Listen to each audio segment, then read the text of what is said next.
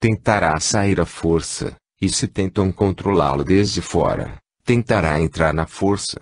Por isso lhes digo que não faz falta que façam nada por sua parte, deixem, simplesmente, que se relaxe cada vez mais, que se tranquilize mais e mais. A respiração chega, pouco a pouco, até um ponto de repouso. Embora esse ponto de repouso só dure um momento, nesse momento podemos apreciar uma distância infinita entre a consciência e o corpo. Nesse mesmo momento se vê a distância. É como se caísse agora mesmo um raio e eu visse nesse momento as caras de todos vós. Depois, o raio já não estaria, mas eu teria visto suas caras. Quando a respiração se detém durante um momento, exatamente no centro, nesse momento mesmo cai um raio dentro de todo o nosso ser e apreciamos claramente que o corpo é independente, de que nós somos independentes, de que se produziu a morte. Assim, na segunda etapa devem relaxar a respiração. Na terceira etapa terá que relaxar a mente. Embora não esteja relaxada a mente, se o estiver a respiração, o raio cairá, é óbvio, mas não saberão o que aconteceu porque a mente estará ocupada com seus pensamentos. Se caísse agora mesmo um raio e eu estivesse perdido entre meus pensamentos, só saberia depois de que tivesse passado. Mas, enquanto isso, sobreveio o raio e eu estava perdido em meus pensamentos. O raio cairá, é óbvio, assim que se detém a respiração, mas só o advertiremos se tiverem cessado os pensamentos. Do contrário, não o advertiremos e teremos perdido a oportunidade. Por isso, a terceira etapa é relaxar a mente. Percorreremos estas 3 etapas e depois, na quarta etapa, ficaremos 10 minutos em silêncio. Nestes 3 dias, durante este silêncio, esforçarão-lhes por ver a morte, por deixá-la descender. Eu lhes darei indicações para que sintam que o corpo se está relaxando, que a respiração se está relaxando, que a mente se está relaxando. Depois me calarei, apagaremos as luzes e ficarão 10 minutos tendidos em silêncio. Ficarão quietos, em silêncio, observando o que acontecer em seu interior. Lhes separe uns de outros para que, se o corpo cair, não caiam sobre outro. Os que queiram lhes jogar devem deixar um espaço ao seu redor. Seria melhor que eles jogassem tranquilamente na areia. Ninguém deve falar. Ninguém deve partir na metade da sessão. Sim, sentem-se. Sentem-se onde estão ou lhes jogue. Fechem os olhos. Fechem os olhos e relaxem o corpo. Depois, quando eu faço indicações, comecem a sentir comigo. Enquanto sentem, seu corpo se relaxará cada vez mais. Então, o corpo ficará tendido, totalmente depravado, como se não houvesse vida nele. Comecem a sentir.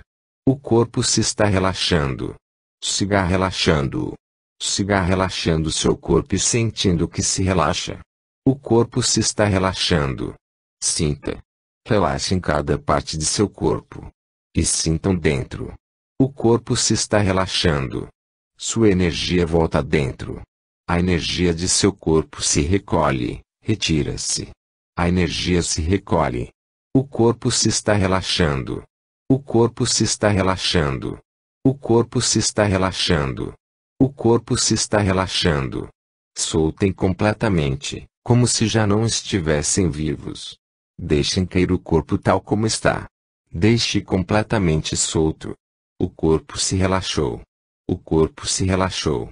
O corpo se relaxou. Soltem. Soltem. O corpo se relaxou. O corpo se relaxou completamente, como se não tivesse vida. Toda a energia do corpo se recolheu dentro. O corpo se relaxou. O corpo se relaxou. O corpo se relaxou. O corpo se relaxou. O corpo se relaxou. Soltem, soltem completamente, como se já não estivesse aqui o corpo. Trasladamo-nos dentro. O corpo se relaxou. O corpo se relaxou. O corpo se relaxou. A respiração se está tranquilizando. Relaxe também a respiração. Relaxem completamente. Deixem que vá e venha por si mesmo. Deixem solta. Não faz falta detê-la nem fazê-la mais lenta. Simplesmente, deixem que se relaxe. Que entre ao fôlego tanto como possa. Que saia tanto como possa. A respiração se está relaxando. A respiração se está acalmando. Sintam assim, a respiração se está acalmando. A respiração se está acalmando e se está relaxando. A respiração se está relaxando. A respiração se está acalmando. A respiração se acalmou. A respiração se acalmou. A respiração se acalmou. Agora, deixem que a mente se relaxe e sintam que os pensamentos se estão acalmando. Os pensamentos se estão acalmando. A mente se acalmou. A mente se acalmou. Capítulo 2. Ver a vida como um sonho. Amados, formularam-se algumas perguntas sobre o bate-papo de ontem à noite. Um amigo perguntou: podemos morrer plenamente conscientes, mas como podemos ter uma consciência plena ao nascer? Em realidade, a morte e o nascimento não são dois sucessos, são dois lados de um mesmo fenômeno, como as duas caras de uma moeda. Se um homem tiver na mão uma cara de uma moeda, também terá automaticamente a outra. Não posso ter na mão uma cara de uma moeda e me perguntar onde posso encontrar a outra. Disponho da outra automaticamente. A morte e o nascimento são duas caras de um mesmo fenômeno. Se a morte se produzir em um estado consciente, a morte tem lugar indevidamente em um estado consciente. Se a morte se produzir em um estado inconsciente, o nascimento se produz também em estado de inconsciência. Se a pessoa morrer plenamente consciente no momento de sua morte, também estará cheia de consciência no momento de seu nascimento seguinte. Como todos morremos em estado de inconsciência e nascemos em estado de inconsciência, não recordamos nada de nossas vidas anteriores. Mas a lembrança de nossas vidas anteriores sempre fica presente em algum rincão de nossas mentes, e podemos reviver esta lembrança se o desejarmos. Não podemos fazer nada diretamente em relação com o nascimento. Tudo o que possamos fazer estará relacionado unicamente com a morte. Não podemos fazer nada depois da morte. Tudo o que possamos fazer devemos fazê-lo antes da morte. A pessoa que mora em estado inconsciente não poderá fazer nada até que volte a nascer. Não há remédio, seguirá inconsciente. Assim, se vós morrestes em estado inconsciente, terão que nascer de novo em estado inconsciente. O que terei que fazer terá que fazer-se antes da morte, pois dispomos de muitas oportunidades antes da morte, a oportunidade de toda uma vida. Com esta oportunidade podemos fazer um esforço por despertar. Seria, pois, um grande engano esperar até o momento da morte para despertar. Não podemos despertar no momento da morte. O sadhana, a viagem para o despertar, terá que começar muito antes da morte, terá que preparar-se para ela. Se não lhes prepararem, é seguro que ficarão inconscientes na morte. Embora este estado inconsciente é bom para vós, em certo modo, se ainda não estão preparados para nascer em estado consciente. Por volta de 1915, o rei de quase foi operado do abdômen. Foi a primeira operação deste tipo que se realizou no mundo sem anestesia. Estavam presentes 3 médicos britânicos, que se negavam a realizar a operação sem administrar anestesia, pois diziam que era impossível abrir o estômago a uma pessoa durante 1h30 ou 2 horas para realizar uma operação importante sem que o paciente estivesse inconsciente. Era perigoso, pois o paciente podia gritar, mover-se, saltar ou cair a causa da dor insuportável. Podia acontecer algo. Por isso, os médicos não estavam dispostos a realizar a operação. Mas o rei insistiu em que não tinha que preocupar-se, sempre que ele estivesse em estado de meditação, e afirmava que era capaz de passar de 1h30 a 2 horas em estado de meditação sem dificuldade. Não estava disposto a tomar anestesia, dizia que queria que o operassem estando consciente. Mas os médicos desconfiavam, acreditavam que era perigoso fazer sofrer tal dor a uma pessoa consciente. Por fim, como não encontravam outra alternativa, os médicos lhe pediram em primeiro lugar, a modo de experimento, que entrasse em estado de meditação. Quando ele esteve nesse estado, fizeram-lhe um corte na mão. Ele nem sequer tremeu. Só 2 horas mais tarde se queixou de que lhe doía a mão. Mais tarde, realizaram a operação. Foi a primeira vez no mundo que uns médicos abriram o estômago de um paciente durante 1h30 sem lhe administrar anestesia. E o rei permaneceu plenamente consciente durante toda a operação. Para alcançar tal estado de consciência é preciso praticar uma meditação profunda. A meditação tem que ser tão profunda que alguém conheça plenamente, sem sombra de dúvida, que o eu e o corpo são independentes. A mais mínima identificação com o corpo pode ser perigosa. A morte é a maior operação cirúrgica de todas. Nenhum médico realizou uma operação tão grande. Pois na morte existe um mecanismo que transplanta toda a energia vital, o prana, de um corpo físico a outro corpo físico. Ninguém realizou uma operação tão espetacular, nem ninguém a realizará jamais. Podemos amputar uma parte do corpo ou outra, ou transplantar uma parte em outra, mas no caso da morte terá que tomar toda a energia vital de um corpo e introduzi-la em outro. A natureza procurou bondosamente que fiquemos plenamente inconscientes quando se produz este fenômeno. É por nosso próprio bem. Possivelmente não fôssemos capazes de suportar tanto dor. É possível que o motivo pelo que ficamos inconscientes é que a dor da morte é insuportável. Interessa-nos ficar inconscientes. A natureza não nos permite recordar o passo pela morte. Em todas as vistas repetimos quase os mesmos enganos que repetimos em nossas vidas anteriores. Se fôssemos capazes de recordar o que fizemos nas vidas anteriores, possivelmente não tropeçaríamos com as mesmas pedras. E se fôssemos capazes de recordar o que fizemos em nossas vidas anteriores, já não seríamos como somos agora. É impossível que seguíssemos sendo os mesmos, pois amontoamos riquezas uma e outra vez e em todas as ocasiões a morte despojou que sentido a essas riquezas. Se fôssemos capazes de recordá-lo, possivelmente não levaríamos dentro a mesma mania pelo dinheiro que levamos até agora. Apaixonamo-nos 1000 vezes, e vimos uma e outra vez que, à larga, não tinha sentido. Se fôssemos capazes de recordá-lo, desapareceria nossa mania de nos apaixonar e de procurar que se apaixonem por nós. Fomos milhares e milhares de vezes ambiciosos, egoístas, alcançamos o êxito, o alto nível social, e ao final todo resultou inútil, tudo ficou reduzido a pó. Se fôssemos capazes de recordá-lo, é possível que nossa ambição perdesse força, e então não seríamos como mesmos somos agora. Como não recordamos nossas vidas anteriores, seguimos nos movendo quase por um mesmo círculo. O homem não se dá conta de que já percorreu o mesmo círculo muitas vezes nem de que o está voltando a percorrer com a mesma esperança que o impulsionou antes.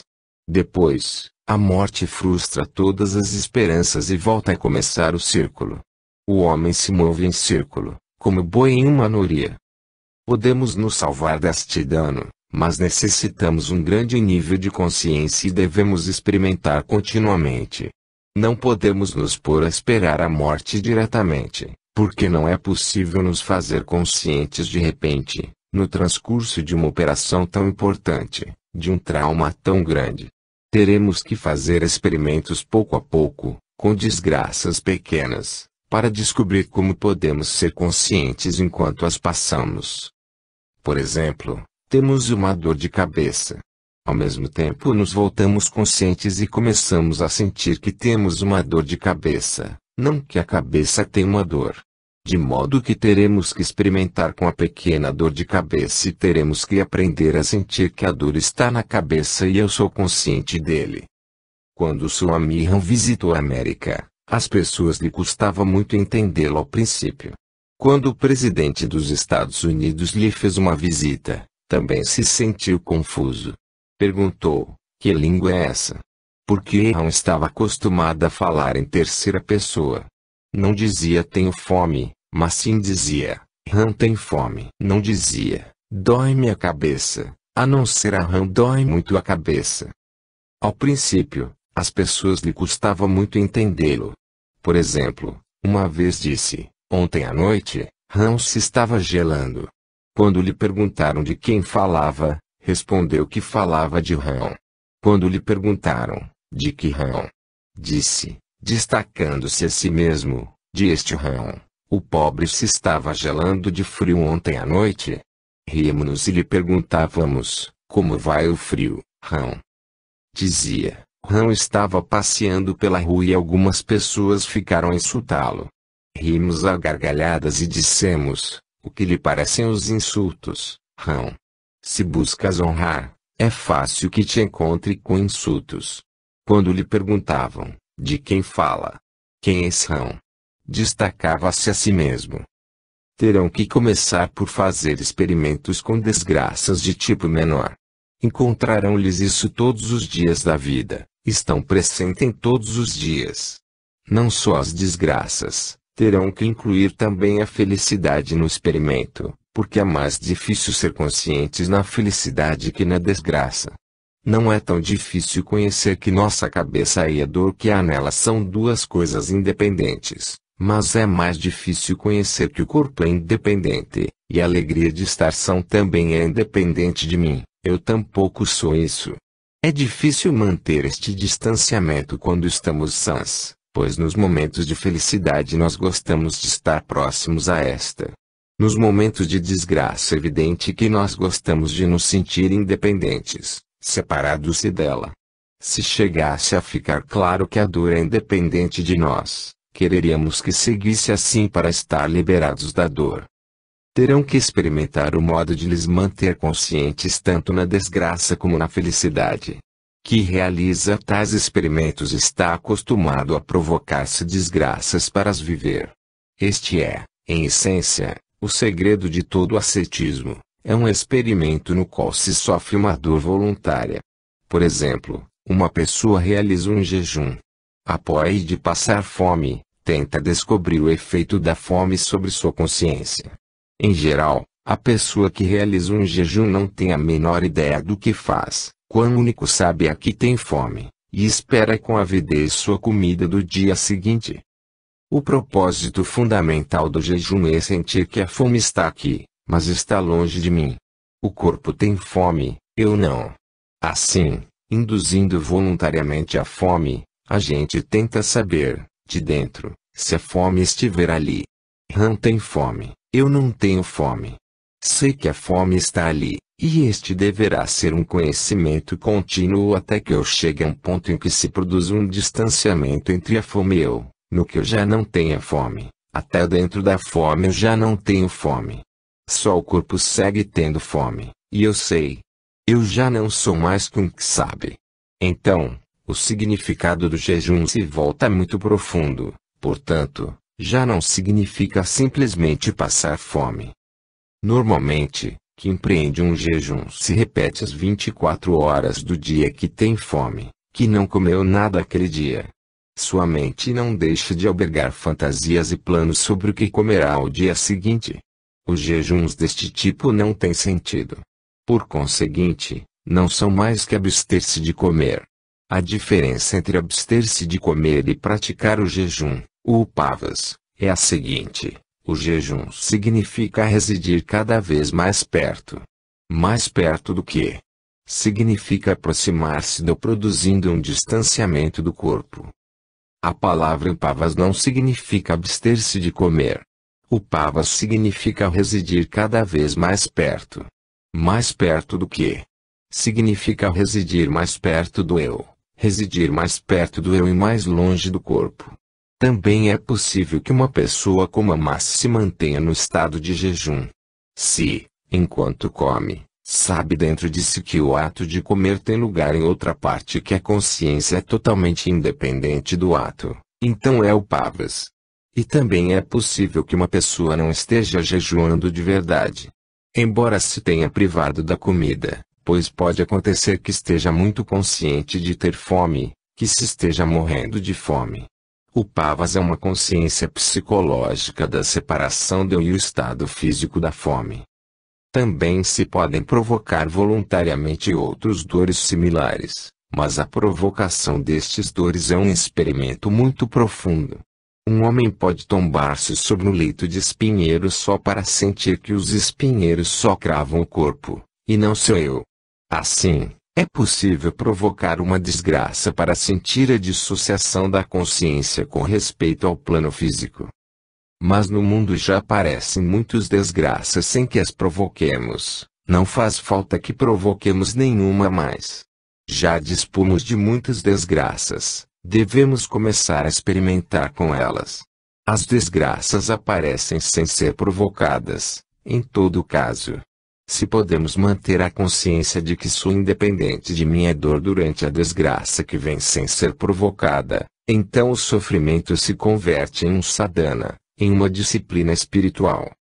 Teremos que seguir praticando este sadhana até com a felicidade que se apresentou por si mesmo. Com o sofrimento, é possível que consigamos nos enganar a nós mesmos, porque nós gostaríamos de acreditar que eu não sou a dor. Por isso respeita a felicidade. O homem quer identificar-se com ela, porque já acredita que sou feliz. Por isso, o sadhana é mais difícil ainda de praticar com a felicidade.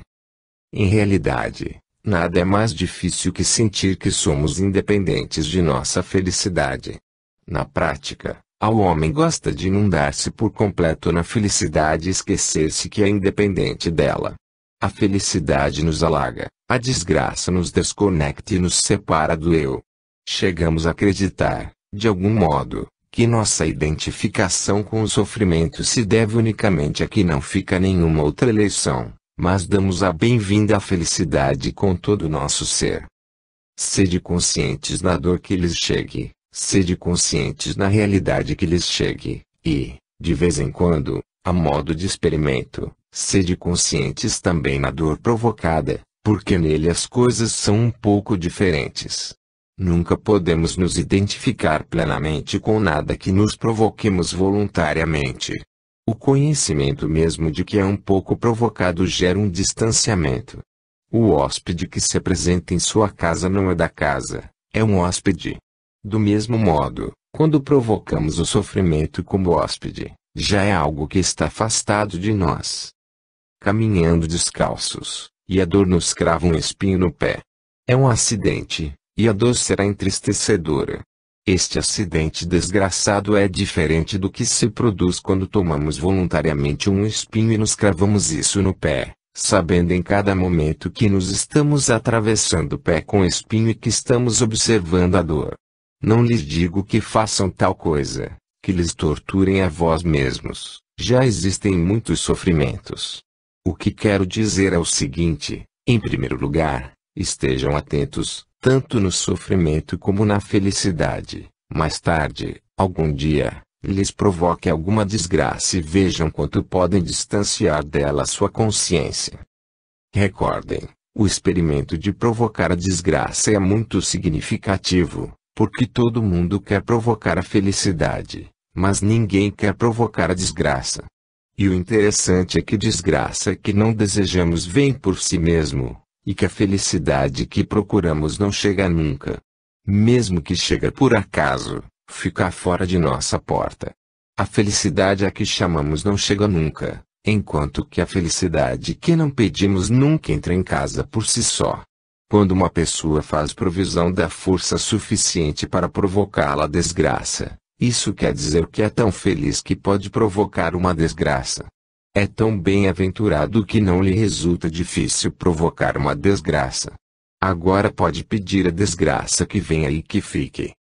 Mas este não é um experimento muito profundo. Enquanto não estejamos preparados para empreender tal experimento, devemos tentar ser conscientes de todo o sofrimento que nos chegue por si mesmo. Se nos fizermos mais e mais conscientes cada vez que nos cruzemos com a desgraça, faremos provisão da capacidade suficiente para nos manter conscientes inclusive quando nos chegar a morte. Nesse momento a natureza nos permitirá que permaneçamos acordados também na morte. A natureza sabe que se o homem for capaz de permanecer consciente na dor, também pode manter-se consciente na morte. Ninguém é capaz de manter-se consciente na morte sem preparação, sem ter vivido uma experiência prévia desse tipo. Faz alguns anos morreu um homem chamado P.D. Ouspensky. Era um grande matemático russo. É a única pessoa que realizou neste século uma ampla série de experimentos relacionados com a morte. 3 meses antes de morrer caiu gravemente doente. Os médicos lhe recomendaram que guardasse cama, mas, apesar disso, realizou um trabalho tão incrível que resulta inimaginável. Não dormia pelas noites, viajava, caminhava, corria, sempre estava movendo-se. Os médicos estavam escandalizados, diziam-lhe que necessitava descanso absoluto. Ouspensky reuniu a seu lado a todos seus amigos íntimos, mas não lhes disse nada. Os amigos que conviveram com ele em seus 3 últimos meses de vida, disseram mais tarde que tinham visto pela primeira vez, ante seus próprios olhos, a um homem que aceitava a morte em estado consciente. Perguntaram-lhe por que não seguia os conselhos dos médicos. Ouspensky respondeu: quero conhecer a dor de todo tipo, não seja que a dor da morte seja tão grande que me deixe inconsciente. Quero passar por todos os dores antes da morte, para adquirir uma resistência que me permita estar completamente consciente quando chegar a morte. De modo que, durante 3 meses, realizou um esforço exemplar por passar todo tipo de dores. Seus amigos deixaram escrito que quando os mais sãs e fortes se cansavam, Ouspensky seguia em atividade. Os médicos insistiam em que necessitava repouso absoluto, pois do contrário podia sofrer grandes danos, mas ele não fazia caso. A noite em que morreu Ouspensky, não deixava de passear-se por sua habitação. Quando médicos o examinaram, anunciaram que suas pernas já não tinham a força necessária para andar, mas ele seguiu caminhando toda a noite. Dizia: quero morrer caminhando, pois se morro sentado posso ficar inconsciente, ou se morro dormido posso ficar inconsciente. Enquanto caminhava, dizia a seus amigos: um pouco mais, 10 passos mais, e tudo terá terminado. Estou me afundando, mas seguirei caminhando até que tenha dado meu último passo. Quero seguir fazendo algo até o final, do contrário, a morte poderá me encontrar despreparado. Poderia lhe relaxar e ficar dormido, e não quero que me passe isto no momento da morte. Ouspensky morreu enquanto dava seu último passo. Muito poucas pessoas no mundo morreram assim, andando. Caiu andando, quer dizer, que só caiu ao chão quando se produziu sua morte. Enquanto dava seu último passo, dizia: isto é, este é meu último passo. Agora estou a ponto de cair. Mas antes de partir quero lhes dizer que soltei meu corpo faz muito tempo. Agora verão a liberação de meu corpo, mas eu vi faz muito tempo que o corpo tem cansado e eu sigo existindo. Agora só cairá o corpo, eu não posso cair de maneira nenhuma. No momento de sua morte, seus amigos viram uma espécie de luz em seus olhos. Fez-se visível uma paz, uma alegria e um resplendor que se deixam ver quando alguém está na soleira do outro mundo. Mas deve preparar-se para isto, deve praticar uma preparação contínua. Quando uma pessoa se prepara plenamente, a morte se converte em uma experiência maravilhosa. Não existe outro fenômeno tão valioso como este, pois o que se revela no momento da morte não se pode conhecer de nenhuma outra maneira. Então, a morte parece uma amiga, pois só quando acontece a morte, e não antes, podemos conhecer que somos um organismo vivo. Recordem, quanto mais escura é a noite, mais brilham as estrelas. Quando as nuvens são escuras, o raio destaca sobre elas como um fio de prata.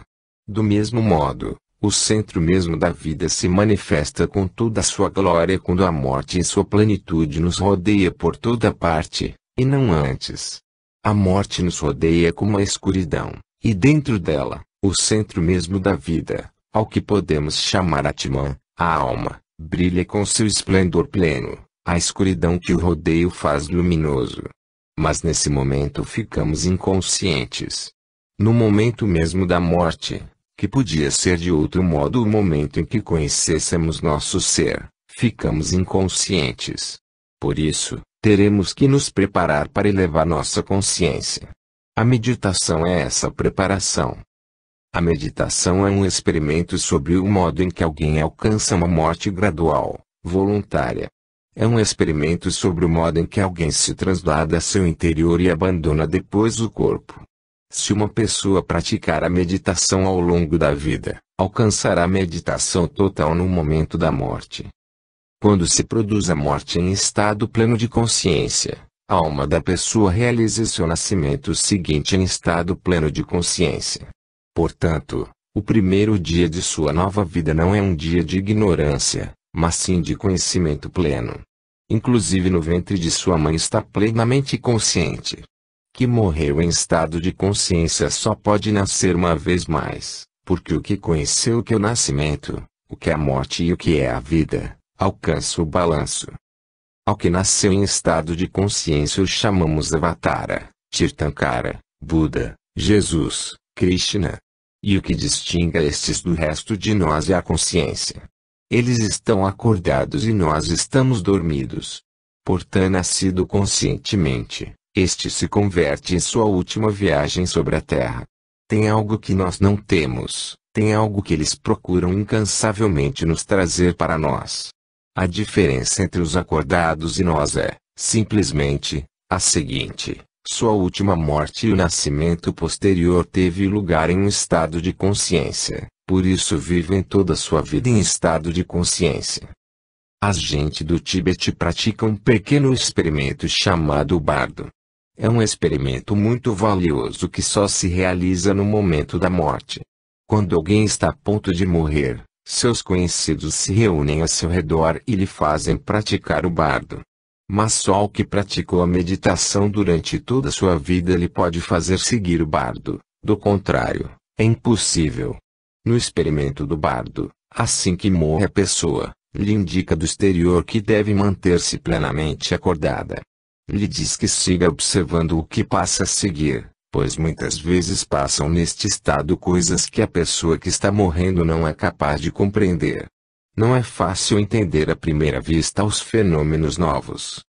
Se uma pessoa for capaz de manter-se consciente depois da morte, durante certo tempo não saberá que está morta. Só chegará ou seja com segurança que está morta quando outros se levem seu cadáver e se disponham a incinerá-lo na pira funerária, pois, em realidade, nada morre dentro, só se produz um distanciamento. Este distanciamento não se conheceu nunca em vida. A experiência é tão nova que não é possível compreendê-la por uma definição convencional. A pessoa sente, simplesmente, que algo se separou. Mas morreu algo, e isso só o compreende quando todos os que a rodeiam ficam a chorar e a lamentar-se, inclinam-se sobre seu cadáver cheios de dor e se dispõem a levar o cadáver para incinerá-lo. Se incinerarmos o cadáver tão logo, é por um motivo. Queimamos ou incineramos o cadáver assim que podemos para nos assegurar de que o corpo está morto, de que se reduz a cinzas. Mas a pessoa só pode sabê-lo se tiver morrido em estado consciente. A pessoa que morre em estado inconsciente não pode sabê-lo. Assim, para que a pessoa que pratica o bardo veja queimar-se seu corpo, lhe indica: olhe bem como arde seu corpo. Não fuja nem te aparte apressadamente. Quando a gente se leve seu corpo para incinerá-lo, não deixe de acompanhá-los e de estar ali presente. Contempla com perfeita atenção a cremação de seu corpo, para que a próxima vez não te apegue ao corpo físico. Quando vemos que algo se queima e se reduz a cinzas, nosso apego para isso desaparece. Naturalmente, outros verão a cremação de seu corpo, mas se vós a veem também, perderão todo apego para ele. Normalmente, em 999 casos de cada 1000, a pessoa está inconsciente no momento da morte, não tem nenhum conhecimento dela. No caso restante, de cada 1000 no que está consciente, evita ver como se queima seu corpo, foge do lugar da cremação. Por isso, no bardo lhe diz: olhe, não te perca a oportunidade. Observa a cremação de seu corpo, contempla de uma vez por todas. Olhe como se destrói por completo aquilo com o que estiveste identificado seu eu. Olhe como se reduz completamente a cinzas, para que em seu próximo nascimento recorde quem é. Assim que a pessoa morre, entra em um mundo novo do que não sabemos nada. Esse mundo pode nos parecer temível e terrorífico porque não é semelhante nem distinto de nenhuma de nossas vivências. Em realidade, não tem relação alguma com a vida na Terra. Enfrentar-se a este mundo novo é mais temível que o que teria que passar um homem que se encontrasse em um país desconhecido, onde não conhecesse ninguém, nem entendesse a língua nem os costumes. Evidentemente, sentirá-se muito perturbado e confuso. O mundo no que vivemos é um mundo de corpos físicos. Quando deixamos este mundo começa o mundo imaterial, um mundo que não conhecemos nunca. E este mundo pode nos dar medo, porque é diferente de qualquer de nossas vivências. Em nosso mundo, por estranho que seja o lugar onde estejamos, por diferentes que sejam de nós os habitantes e seus modos de vida, sempre existirá um vínculo entre eles e nós. É um mundo de seres humanos. Entrar no mundo dos espíritos imateriais pode ser uma experiência incrivelmente terrorífica. Normalmente, passamos em um estado inconsciente, pelo qual não advertimos. Mas o que acontece é em estado consciente sofre grandes dificuldades. Por isso, no bardo se tenta explicar à pessoa que tipo de mundo será, o que passará ali, com que seres se encontrará. Só os que praticaram a meditação profunda podem ser guiados ao longo deste experimento, de outro modo, é impossível. Ultimamente tive frequentemente a impressão de que podemos realizar o experimento do bardo, em uma maneira ou outra, com nossos amigos que praticam a meditação. Mas isto só é possível quando entraram na meditação profunda, do contrário, nem sequer seriam capazes de ouvir o que lhes diz. Não seriam capazes de ouvir o que lhes diz no momento da morte, nem de seguir o que lhes explica. Para seguir o que se diz se necessita uma mente muito silenciosa e muito vazia. Quando a consciência começa a desvanecer-se e a desaparecer, e quando começam a desatar-se todos os vínculos terrestres, só uma mente muito silenciosa é capaz de ouvir as mensagens que se transmitem desde este mundo. Se não ser muito silenciosa, não será capaz de ouvi-los. Recordá-lo, isto só se pode fazer com respeito à morte, nada pode fazer-se com respeito ao nascimento. Mas algo que façamos com respeito à morte afetará também, em consequência, a nosso nascimento. Nascemos do mesmo estado em que morremos. Que despertou escolhe livremente um ventre. Isto demonstra que nunca escolhe nada segue inconscientemente. Escolha seus pais, do mesmo modo que o homem rico escolhe a casa onde vive. O pobre não pode escolher casa a seu gosto. Necessitamos de certa capacidade para poder escolher. Necessitamos de certa capacidade para comprar uma casa. O pobre nunca escolhe sua casa.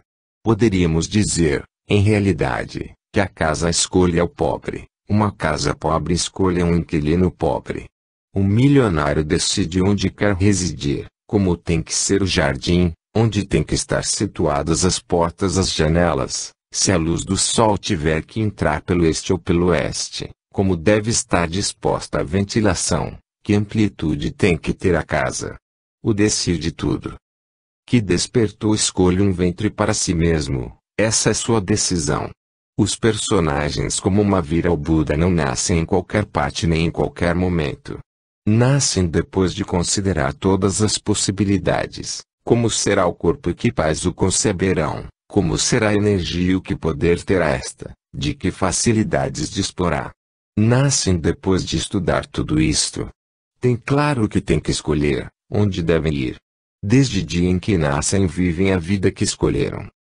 A alegria de viver uma vida escolhida pela gente mesma é completamente diferente. Pois a liberdade começa por ter uma vida escolhida por nós mesmos. Não pode haver uma alegria do mesmo tipo em uma vida que nos entrega, pois então se converte em servidão. Nestes casos, simplesmente somos empurrados à vida, e então o que aconteça, acontece, a pessoa não influi para nada a respeito. Se se fizer possível tal despertar, então se pode fazer, decididamente, essa eleição. Se o nascimento mesmo acontecer por nossa eleição, então podemos viver o resto de nossas vidas à nossa eleição. Assim, podemos viver como um Jivamukta, que morre em estado acordado, nasce em estado acordado, e então vive sua vida em estado de liberação. Ouvimos com frequência a palavra Jivamukta, embora possivelmente não saibamos o que quer dizer. Jivamukta é o que nasce em estado acordado. Só essa pessoa pode ser um Jivamukta. A pessoa que não o é pode trabalhar toda a sua vida por conseguir a liberação, mas só pode alcançar a liberação em sua vida seguinte. Não será livre nesta vida. Para ser Jivamukta nesta vida, a pessoa deve dispor da liberdade de escolher desde o dia mesmo de seu nascimento. E isto só é possível quando a pessoa alcançou a consciência plena no momento da morte ao final de sua vida anterior.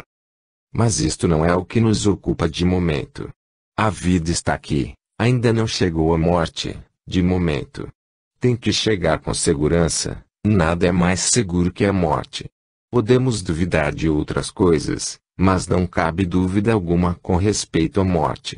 Algumas pessoas duvidam de Deus, outras duvidam da alma, mas jamais terão conhecido a ninguém que duvide da morte.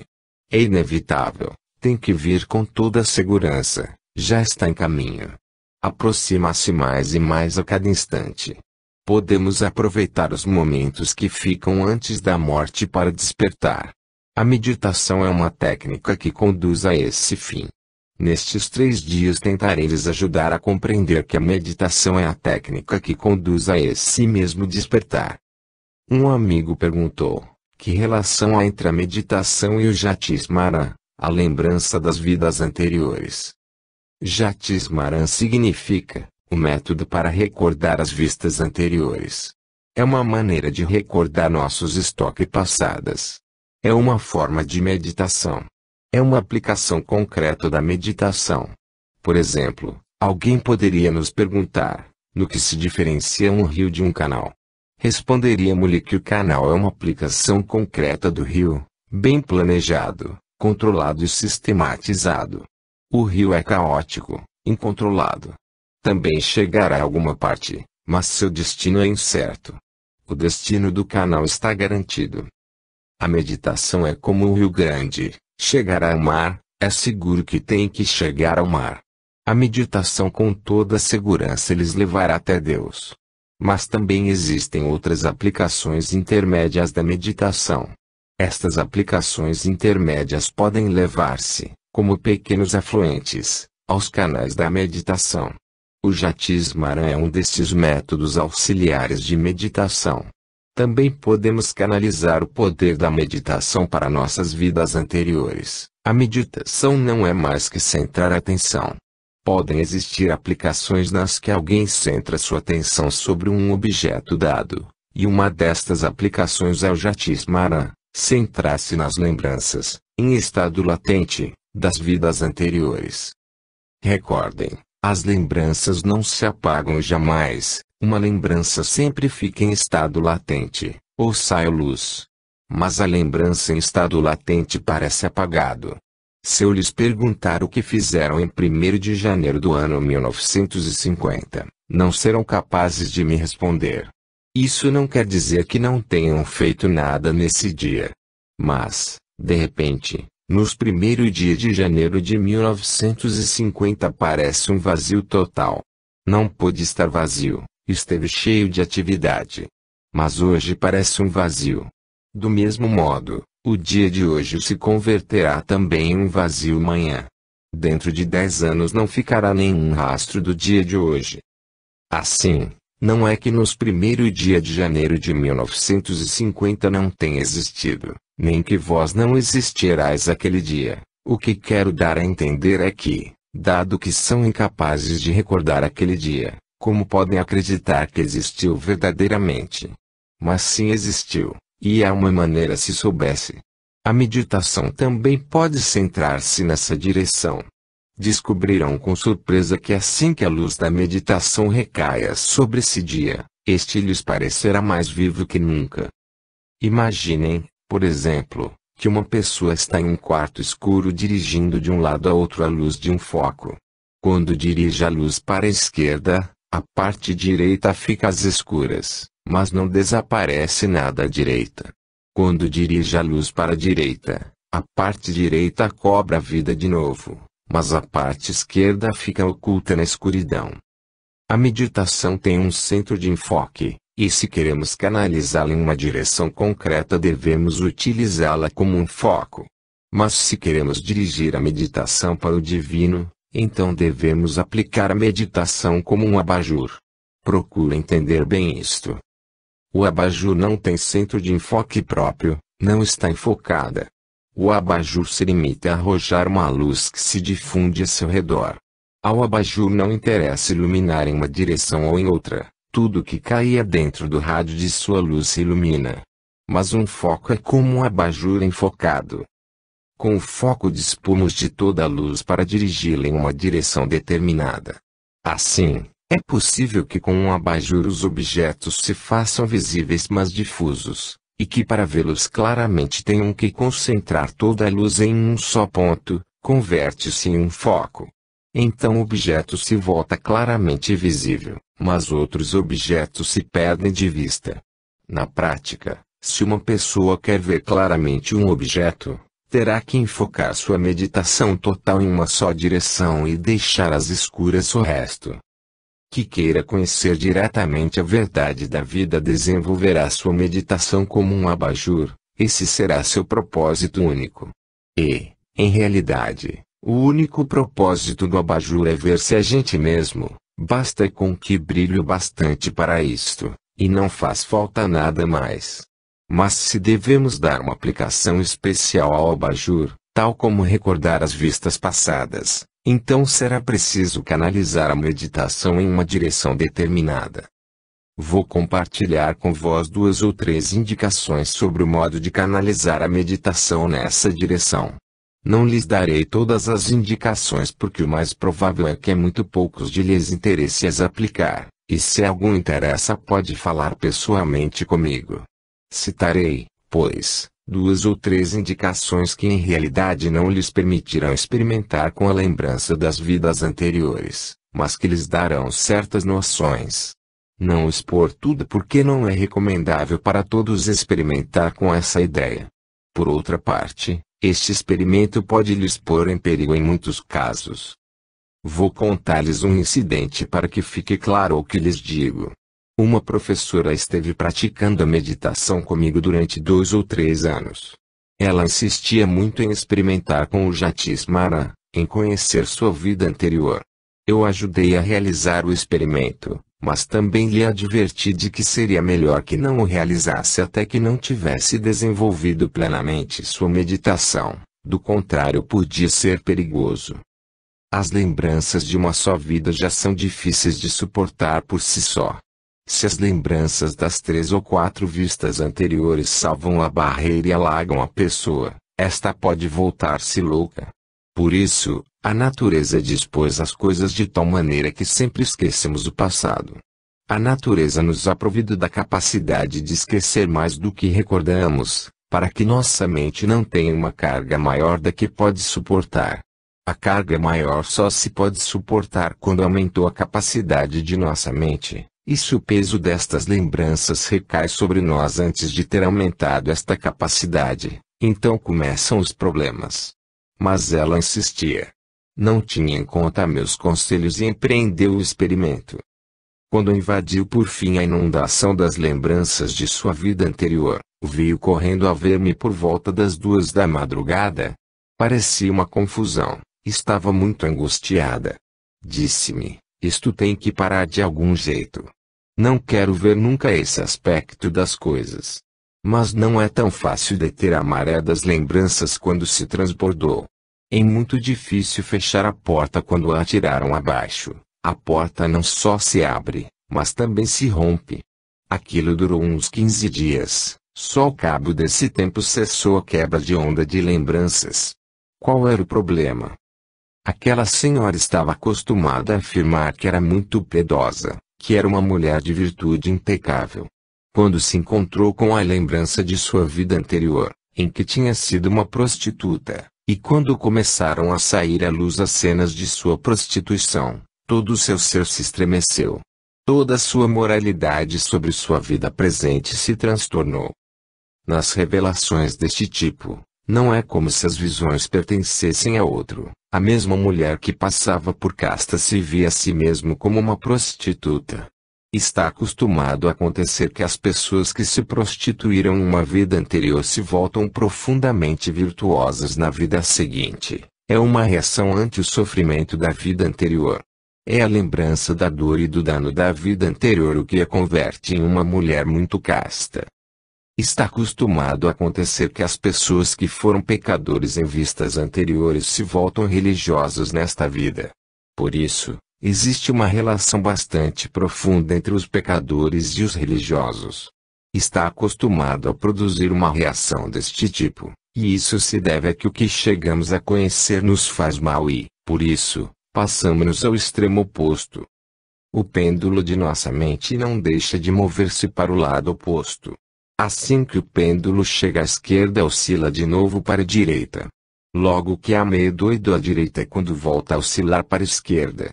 Quando virem que o pêndulo de um relógio se move para a esquerda, não duvidem de que está provisionando a energia suficiente para voltar a dirigir-se para a direita. Chegará a deslocar-se para a direita tanto como se deslocou para a esquerda.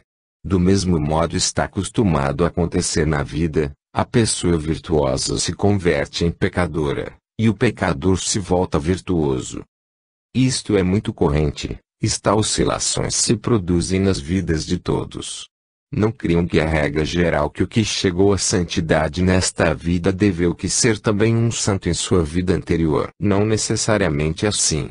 O que se cumpre necessariamente é exatamente o contrário. Está carregado da dor do que teve o que acontecer sua vida anterior e girou no sentido oposto. Ouvi contar o seguinte. Na vez vivia um religioso ante a casa de uma prostituta. Ambos morreram o mesmo dia. Mas a alma da prostituta tinha que subir ao céu, e a do religioso tinha que baixar ao inferno. Os emissários que tinham chegado para levá-los estavam muito desconcertados. Não deixavam de perguntar-se, o que passou? É um engano? Por que devemos levar a religioso ao inferno? Não era um religioso. O mais sábio deles disse, era um religioso, em efeito, mas invejava a prostituta. Sempre pensava nas festas que organizava em sua casa e nos prazeres que se desfrutavam ali. As notas da música que chegavam até sua casa o afetavam no mais fundo.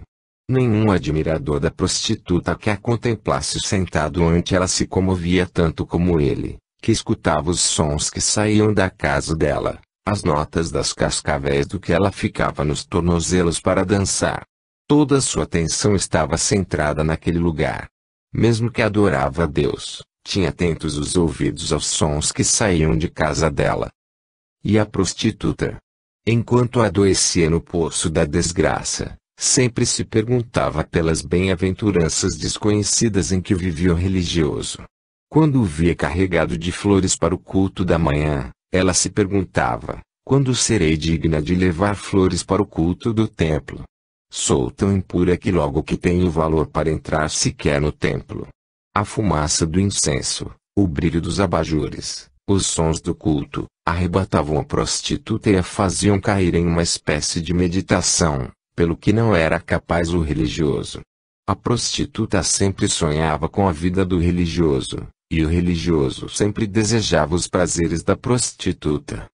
Seus interesses e suas atitudes, tão diferentes, tão opostos entre si, tinham trocado por completo. Isto está acostumado a acontecer, e estes fatos seguem certas leis. Assim, quando aquela professora chegou à lembrança de sua vida anterior, doeu-lhe muito. Doeu-lhe porque ele destroçou seu amor próprio. O que soube de sua vida anterior a estremeceu, e depois queria esquecê-lo. Eu já lhe tinha advertido de antemão que não devia recordar sua vida anterior sem preparar-se a fundo. Como me perguntastes isso, darei-lhes algumas noções básicas para que possam compreender o significado do Jatismara. Mas não lhes servirão para experimentar com isso. Os que queiram experimentar terão que estudá-lo por sua conta. A primeira noção é que o propósito do Jatismara é, simplesmente, conhecer a vida anterior de um. Para isso, devemos apartar nossa mente do futuro. Nossa mente está orientada ao futuro e não ao passado. Normalmente, nossa mente está centrada no futuro. Desagrade-se para o futuro. A corrente de nossos pensamentos está orientada para o futuro, e se nossa mente está orientada para o futuro e não para o passado é pelo bem da vida. Por que preocupar do passado? Foi, acabou-se, e o que nos interessa é o que tem que vir. Por isso perguntamos constantemente aos astrólogos o que nos reserva o futuro. Interessa-nos descobrir o que vai passar no futuro. Que quer recordar o passado tem que renunciar, por completo, a todo interesse pelo futuro.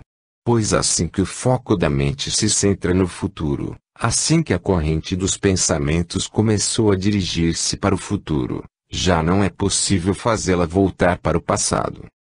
Assim, o primeiro que terá que fazer é romper por completo com o futuro durante alguns meses, durante um período de tempo determinado. A pessoa tem que decidir-se a não pensar no futuro durante 6 meses. Se lhe apresenta um pensamento relacionado com o futuro, limitará-se a saudá-lo e a soltá-lo, não se identificará com nenhuma ideia de futuro nem se deixará levar por ela. O primeiro é, pois, pensar durante 6 meses que não há futuro e fluir para o passado. E assim que se solta o futuro, a corrente dos pensamentos flui para o passado. Para começar tem que retroceder nesta vida. Não é possível retornar em seguida a uma vida anterior. E existem técnicas para retroceder nesta vida.